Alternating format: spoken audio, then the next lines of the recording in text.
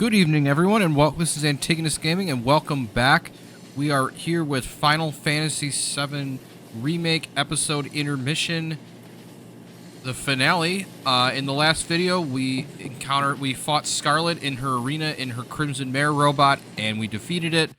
After Scarlett hopped out of the robot, we briefly were able to get her to confess to some things, and she informed us that the materia project we were here for is not ready yet.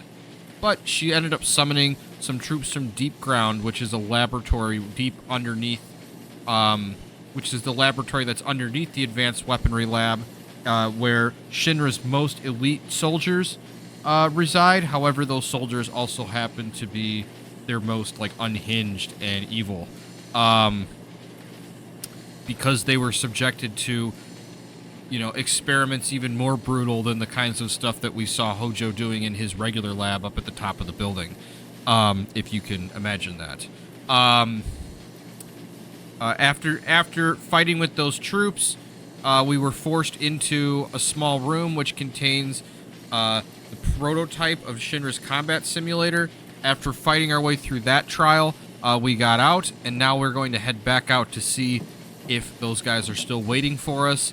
However, we as the players know that Nero, the Sable, who is one of Deepground's generals and doesn't really care about the lives of his own men, killed all the soldiers outside already. So, we're going to see how the characters respond to that when we open the door.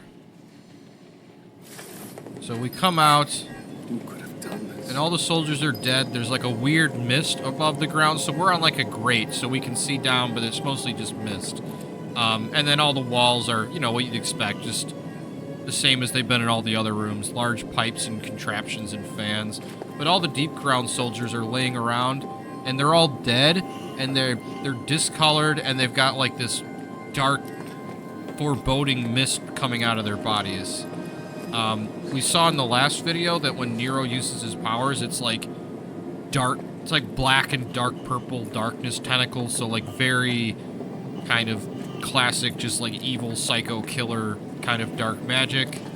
One of the doors that was previously closed is now open, so we follow it through, and just like that, the hallway. I doubt they're here to help. Yeah. The hallway is also eerie. The lights are off, and there's sparks flying out of broken cables and cords. So Nero didn't just kill his men. I mean, he just went on a trail of destruction. Some of the railings are busted up, broken, bent. And we walk, and we see Nero in a big open room with a bunch of it's a big open room. It's like a testing room. So we've got broken machines on one side, on the two sides. And then, it's a big open square kind of room. And then in the middle, we've got all these dead bodies, and Nero's just standing there. And the dead bodies all have this magical energy emanating off of them. Subjects on site. Shinra scientists are field test. Sir. In a connecting room. And they're taking data on what's going on. And the bodies then evaporate, and all of the dark energy is absorbed into Nero.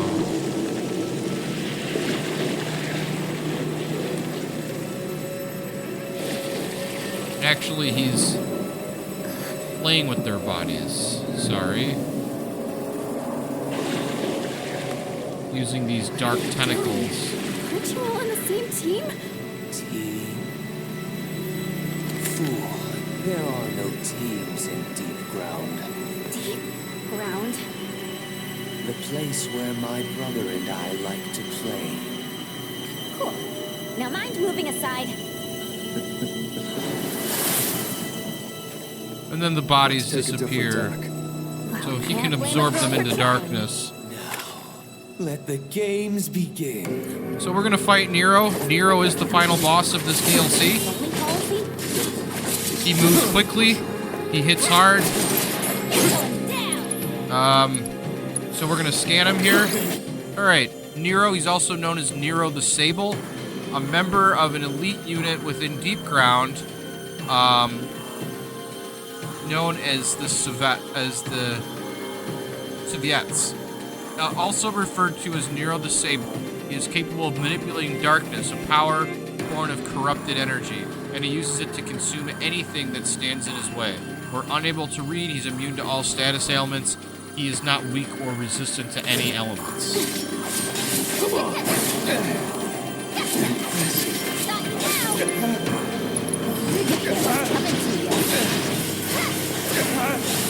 He's got 71,000 HP. And one to grow on.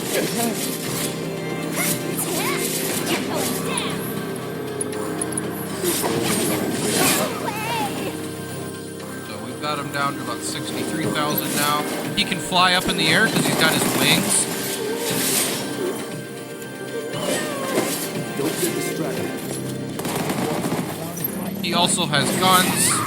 So, I mean, these guys are elite combat units, and they're Shinra's most elite soldiers, but because of the types of things Shinra did to turn them into super soldiers, they also lost a lot of their humanity. I thought you were so excited.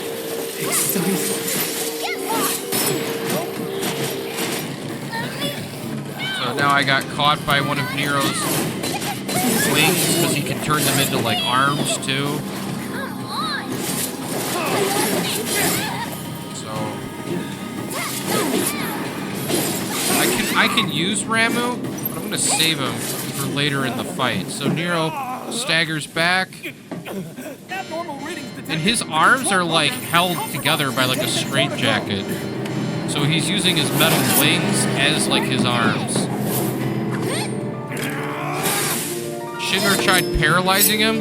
He broke out of it. And then he uses his mechanical arms and he throws Yuffie back through the research window. And now his arms are free and they're tattooed. How dare you stand in my way? He's threatening the Shinra scientists.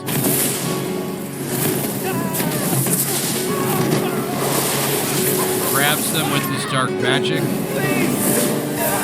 And they're absorbed into the darkness.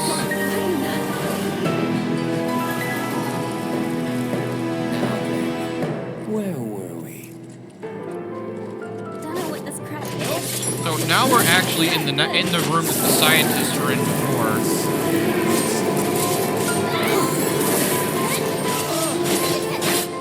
Nero's down to, so now I'll summon Ramu. Is it cool if I bring a friend? So he's using some kind of like draining sap effect on us. I can't tell if it's healing him or what.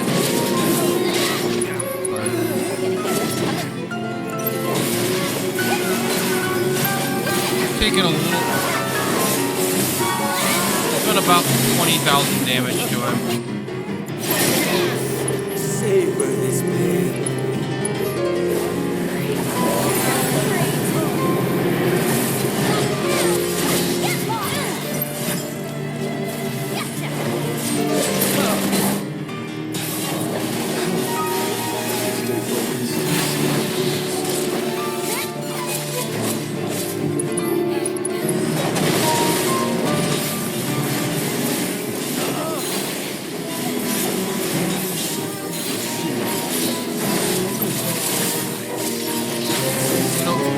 Nero just like lives to fight, ravage, and kill. So like he likes it when you do damage to him just as much as he likes doing damage to you. So that's like for guys like him, it's like the thrill of being in a fight against a worthy opponent. That's really all that matters to someone like him. So now he falls back. Sends out his darkness. This is bad. Great. Let's get out of here. We jump through the glass and try to get to the elevator out. He comes and stops us. So this, I believe, is his final phase. Ramu's going to use Judgment Bolt, which will help us out.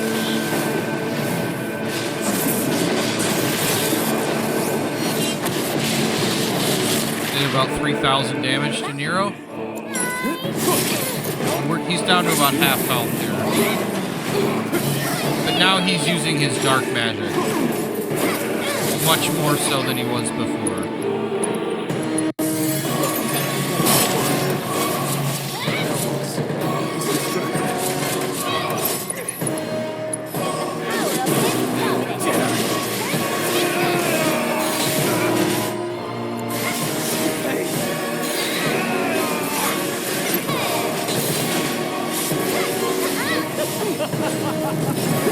Avoid all the dark magic. He can warp.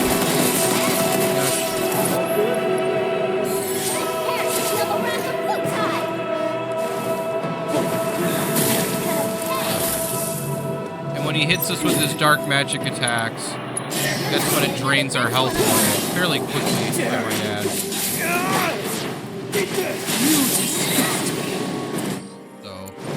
About 3,000 or 4,000 damage with that limit break.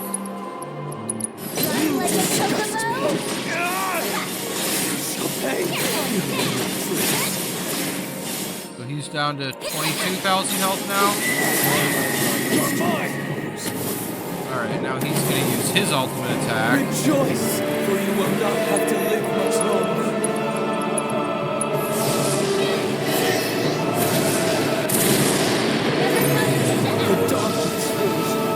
Like, the whole floor now has become his darkness, just draining us away.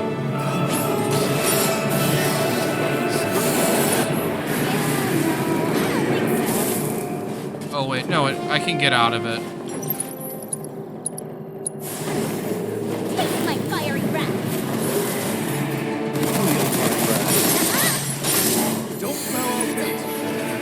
Okay, now his spell went away, but he's using other spells on us. And the fact that he's draining HP away.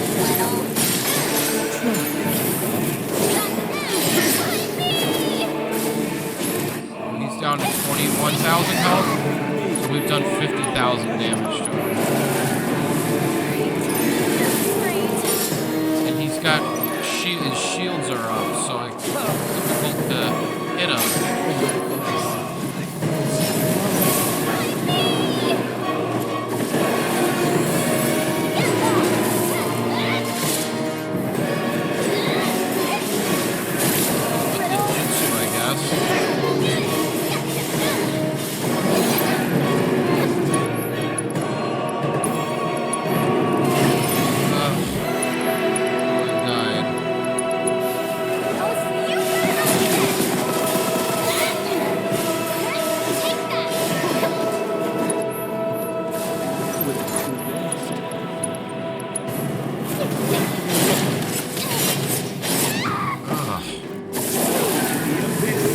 Because he can teleport, he can just come up right behind you. The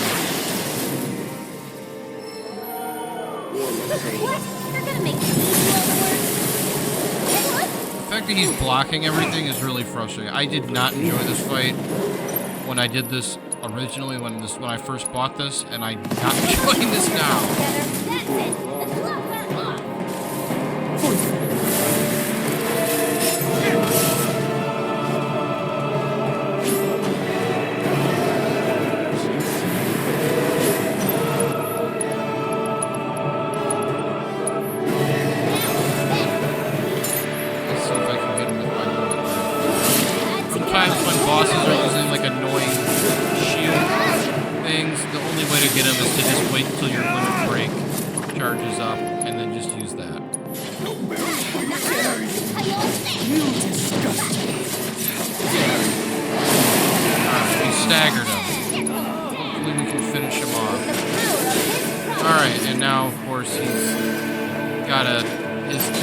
I can't do any damage to him, so that means he's going to go to his next and final phase.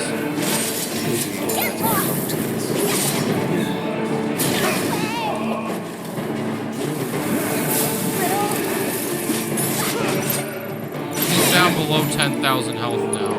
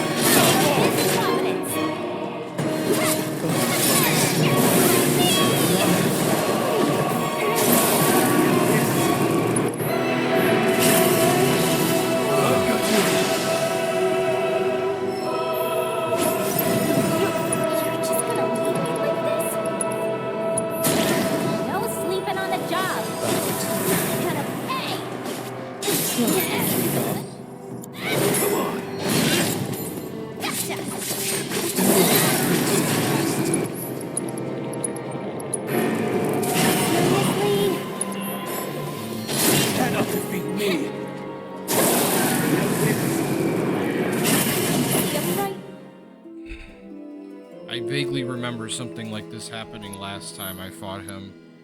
Getting all the way to the end and then just not being able to beat him. So if I can't beat him again, I honestly don't care if I go down to easy mode. In fact, I'm going to do that. Because I don't want to go through that whole fight again. And I don't really care if... what people say. I don't, you know, if they give you the ability to toggle difficulty for a reason, and it's because sometimes you have certain fights like this one that are just obnoxious, and Subjects on site. there's no shame in lowering the difficulty to get through a fight that's, Initiate the Fiat field you know, test. not designed particularly well.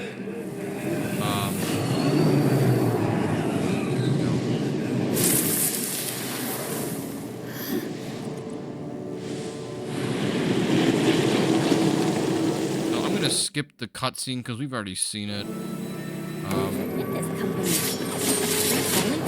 company. This freak's no pushing.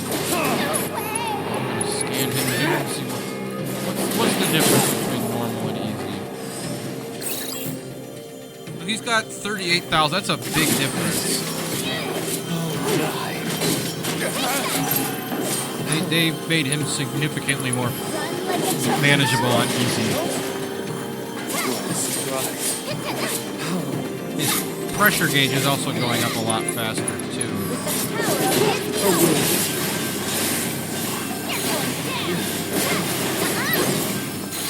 Yeah, he's like...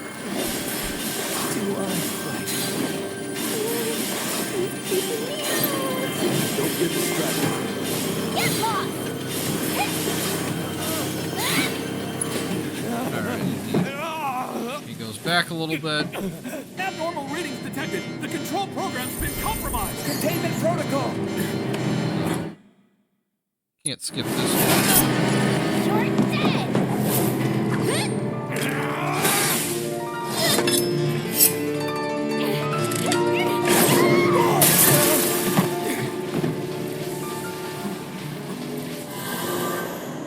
How dare you? How dare you stand in my way?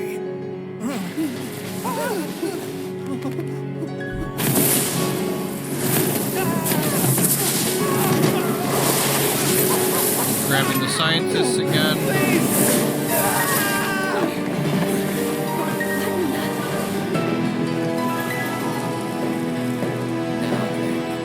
Where were we? Don't know what this crap is. It's definitely not good. Face it.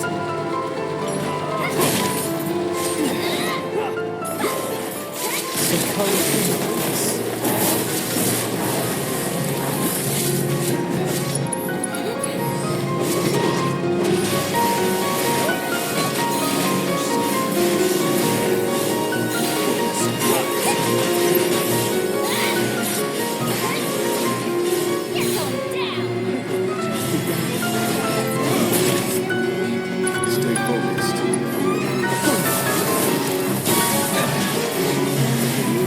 Not now!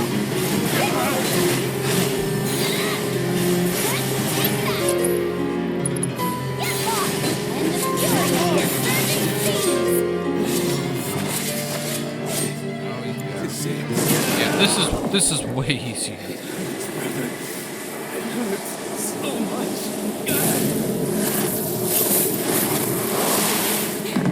This is bad. Great. Let's get out of here.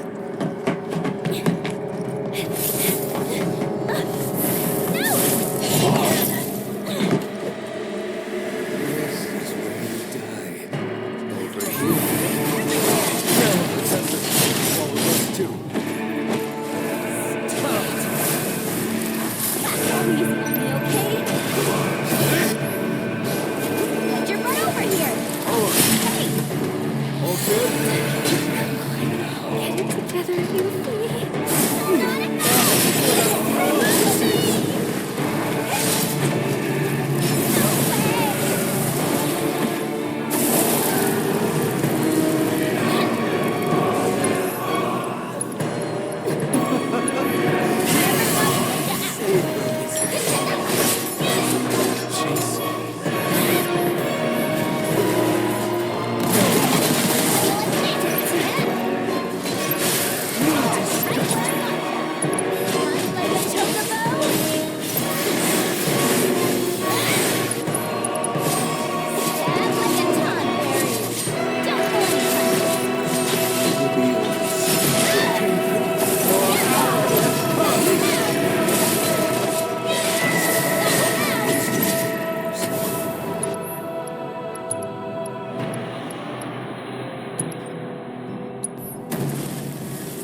behold the true beauty of darkness. So now he's doing his thing where he summons all the darkness and turns like a bunch of the floor into his Knows no limits. darkness. Let us bring this down. Alright, time to use a limit break on him. Time to reach the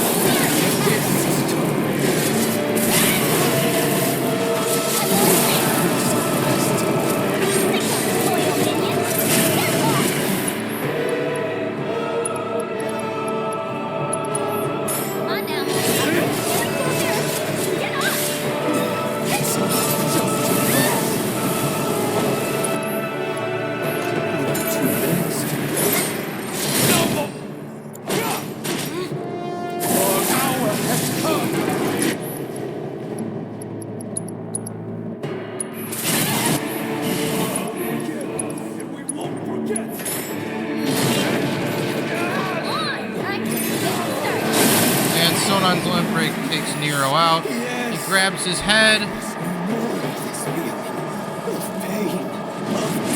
His darkness is flowing all around him. Don't gotta tell me twice.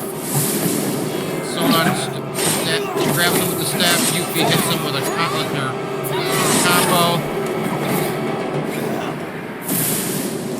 Blow up around Nero.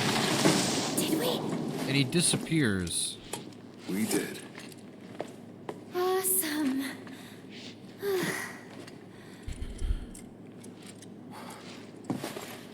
So now they go to escape through the elevator I don't behind want to this spoil glass. the moment, but we should probably get going.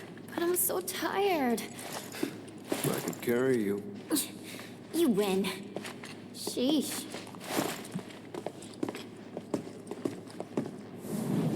But then his darkness begins to outflow again. So he wasn't fully defeated.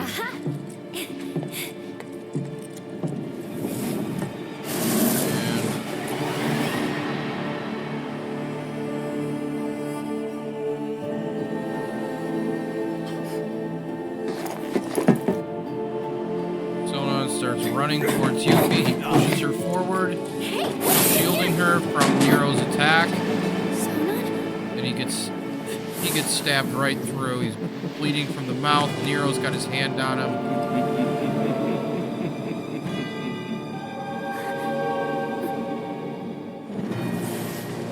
The darkness is starting to flow around his body. He hits the elevator button.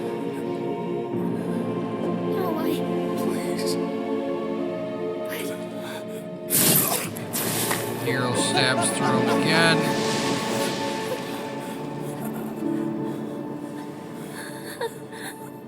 Sonon. Yuffie, you gotta keep going.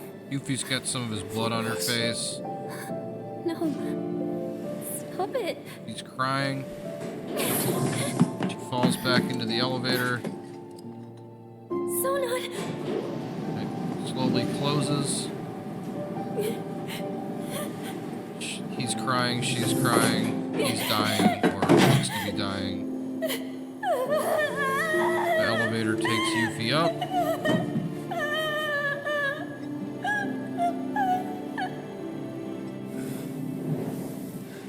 And a bunch more darkness goes through him. He falls to the ground. The dark energy is like emanating out of him now. He has one of those Chow beans left. He sees a vision of his sister, handing it to him.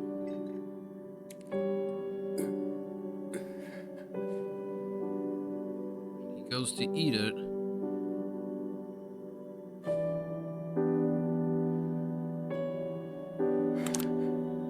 And he can't chew through it.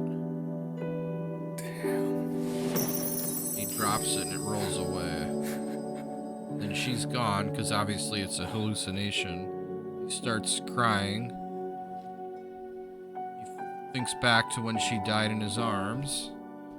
So he's seeing her pass away, the memory of her passing away in front of him.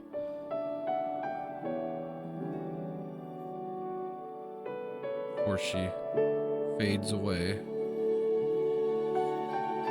This is his sister, Melfi, not Yuffie. Yuffie's safe.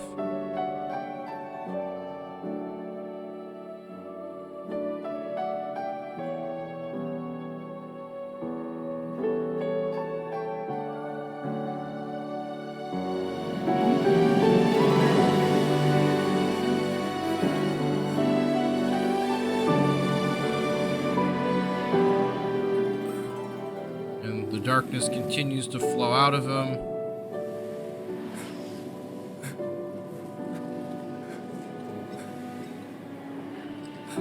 As he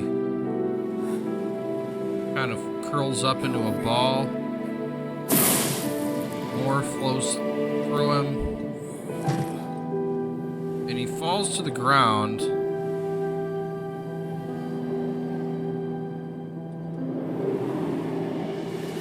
We see Nero grab him, and the two of them descend back into darkness.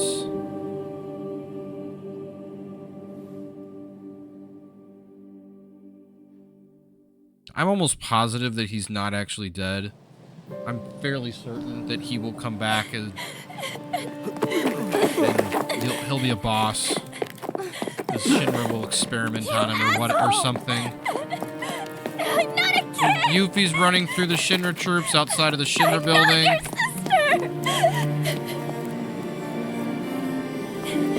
And as she gets to the edge of the area around the Shinra building, she just sees the entire Sector 7 plane collapse in a giant firestorm. This is just wrong. As it collapses onto the city, the undercity below.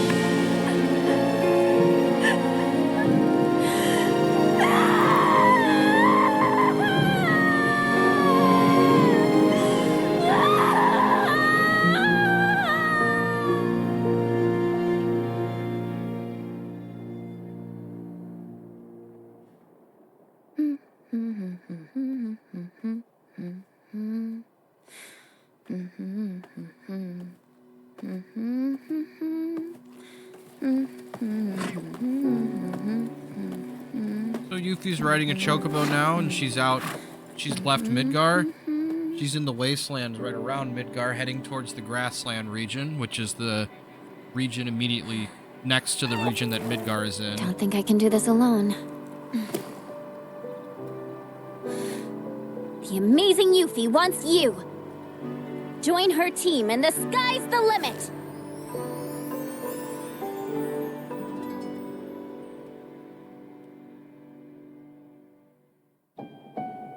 And that's it. That is the end of episode Intermission. There's credits, and then there'll be a scene afterwards. So this was just a story invented to try to incorporate Yuffie into the plot. In the olden times, as secret characters, they didn't really need kind of introduction because they were secret. They had to write the plot in a way that they weren't there. Okay, so now we see our main crew of Cloud, Aerith, Barrett, Tifa, and Red walking along the road. We can see Midgar in the distance. Hey, Barrett. There's a pipe along the road. Really It's like walking the desert. whole way? Yep. Calm's still pretty far, though, isn't it? Another full day, give or take. So Calm is the next town they're Question. going to. When my mom says a full day, she means from the time you get up in the morning till the time you go to bed. But for me, it means from the time you get up in the morning all the way through till the time you get up the next morning. So, which is it for you? Gotta go with Elmira on that one. That's a relief. Is it, though? Cloud, bet you've had to hoof it from sun up to sundown tons of times. This is all just same old, right? That's right. But even so, we're all gonna need to stop and rest. Especially you. Yeah, I know. Anyway, marching into the unknown ain't easy. But don't worry, because I'm here to lead the way. That's comforting. Of course it is. All right, everyone, let's stop here for a minute. Leader's orders. Now breathe in that fresh air. Oh. Actually, scratch that. Let's, save it for later, when we're not so close to Midgard. Guess this is goodbye, City of Mako.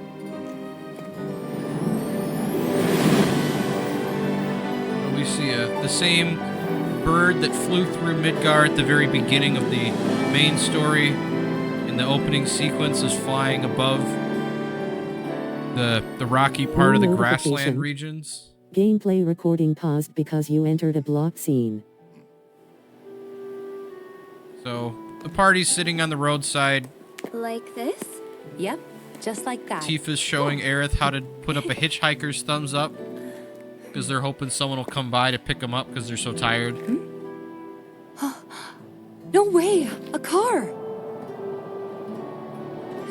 Here comes like a truck. Tifa and Aerith are double high five and they put their hitchhiker's thing. Bear jumps in front of the truck.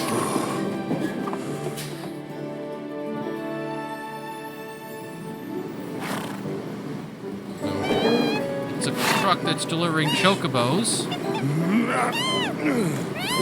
Barrett and Claude are in the back with the birds, along with Red. Tifa and Aerith are in the actual truck compartment. What is it with these damn birds? Being driven by Chocobo Bill. No need to apologize, ma'am. He's like he's got long white hair. He's an older dude. He's got black goggles on, and a bandana, like a white shirt kind of thing. A white shirt. So, he runs the first Chocobo ranch you go to. He was in the original game. He drops us off at a fork in the road, and we're at Calm. And it starts to rain. Look at that.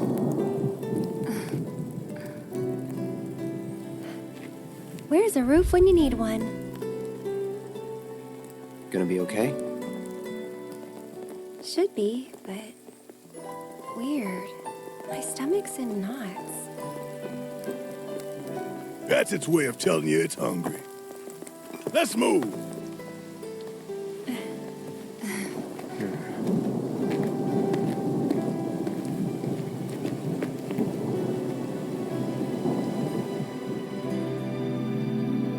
They head up the road to town.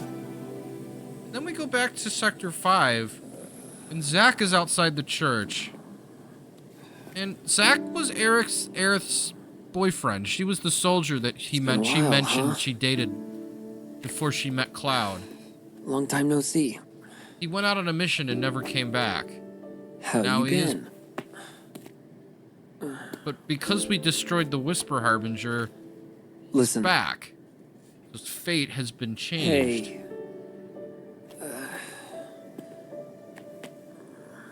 So he's at the church hoping she'll be there to talk to him. I'm back! He opens up the doors. And she's not there, but refugees from the Sector 7 plate falling are.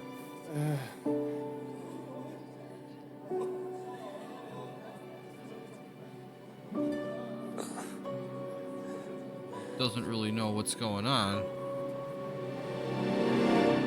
Aerith? New notification. Gameplay recording resumed.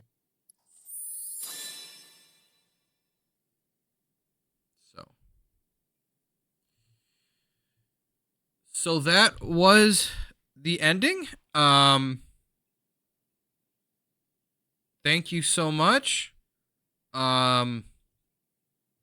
for joining us for episode Intermission. Yuffie will join us about midway through Rebirth. And we'll get her as a full playable character with the team. So that was the story, it was I thought it was pretty good. I think the design of Scarlett's lab is good, and they went into like the other parts of Avalanche that aren't just Barrett's team. Getting to see some development from Yuffie because she's a secret character, so she doesn't have a whole ton of depth in the original game, and getting a little bit of development from Scarlett because she's one of the major villains in the original game, but she doesn't really get that many segments where she's like the central villain like she did in this story. So that's kind of cool to see her take like a leading role. When Heidegger was kind of the leading bad guy, that we encountered regularly in Remake, and then Hojo took over that role at the very end, and we'll fight Hojo more times in the future. So having all the Shinra directors kind of get their turn to be the kind of the main front-facing bad guy for a little while, I think was a good choice story-wise. And otherwise it's just a little bit more time in Midgar. So thank you so much. We will be doing Rebirth, and that game's much larger scale. So I got to figure out how I want to present that content and how much of the side content I want to do in that game versus how much I should just focus on the main story, because the side content is fantastic, but it is a lot, like hundreds and if you choose to do it, it adds over 100 extra hours onto your playtime if you do everything, which I won't do everything, but I'll do a good sampling so anyone who's watching me who doesn't have access to Rebirth can get a feel for what the game is. So thank you so much, and I will be back with Rebirth, and we will be back with other games too. So I hope you enjoyed Final Fantasy VII Remake, Final Fantasy VII Remake episode Intermission, and I hope so. That's all we have for this video, and please like, subscribe, comment, and all the good stuff that gets the channel some visibility, and I hope you have a wonderful rest of your day. So thank you so much, and we'll see you next time.